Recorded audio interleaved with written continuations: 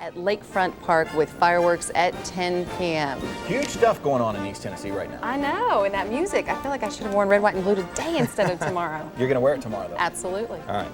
Well, it's a house some say is more suited for Halloween than 4th of July, but the man who owns the Millennium Manor thinks the holiday is perfect, a perfect time for an open house. The all-rock home in Alcoa was built in the Depression to withstand Armageddon. It didn't come as predicted, so the house stood abandoned for a quarter of a century before it was bought in 1995. Lots of ghost stories have been heard about the home, but today the public finally gets their chance to peek inside the Millennium Manor. Janice Lynn has always feared the Millennium Manor and the ghost stories that go along with it. What did you heard all these years?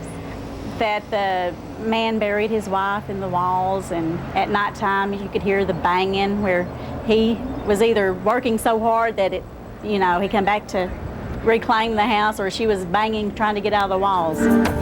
Walls 19 inches at their thinnest, 3 feet at their widest. The current owner won't comment on the ghosts. Well, still don't talk about that. But he's happy to talk about his house built to withstand Armageddon by this man in 1937. And him and 144,000 people on the planet would survive Armageddon, and then Earth would be a paradise and they would live here for 1,000 years. Dean Fontaine has spent the last 6 years refurbishing his Millennium Manor.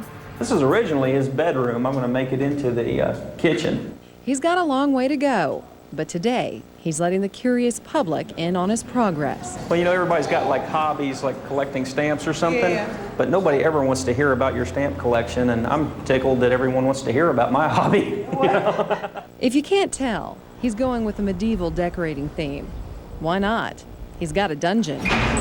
The only way to the dungeon, you got to come outside to go downstairs. A downstairs that includes a black soundproof star room and a modern-day torture chamber.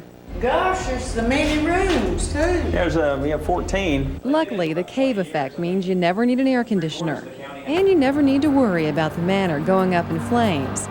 And Janice is more at ease now, too. Sort of. Think you'd ever want to stay here for bed and breakfast? No. You always get either just one way or the other. They're either really dislike it because they think it's scary, or they think it's just the neatest thing they've ever seen, but there's hardly ever any in between. Nobody ever just goes, whatever. Millennium Manor is the perfect place to watch Alcoa's Freedom Fest fireworks, which starts in just a couple of hours.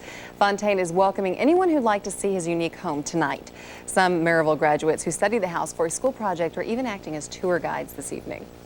Scary place. It was a little spooky, I had to admit. He's got a long way to go, but he's just so interesting to talk to because he just loves his house, the fortress. Right.